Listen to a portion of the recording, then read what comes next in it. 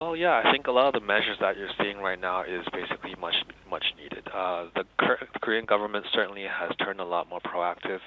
They recently did very well in their local parliamentary elections.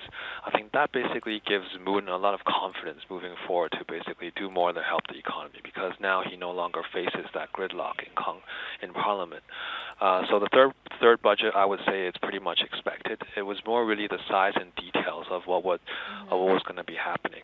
In terms of the macro financial package, 100 trillion to 135 trillion, I think that's certainly a positive. But the key really there is really whether that stabilizes the financial market volatility that we've seen in Korea. And I would argue that even before we went to 135, markets had already stabilized.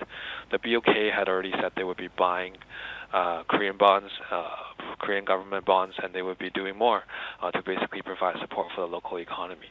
So I think a lot of the measures that we're seeing now is really just making sure the Korean economy keeps its jobs, making sure that people maintains its staying power, and all of that, I would argue, is much needed, especially for the Korean economy at this point in time. I would argue, given all this, though, that the Korean economy is likely to be one of the first economies to rebound once this COVID-19 outbreak is over.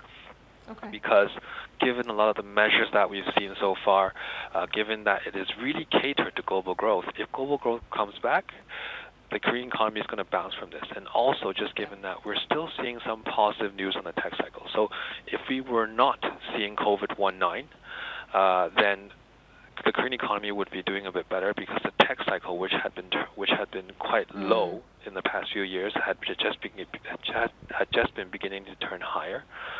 So at this point in time, we still see residual benefits from that, and that should benefit the Korean economy.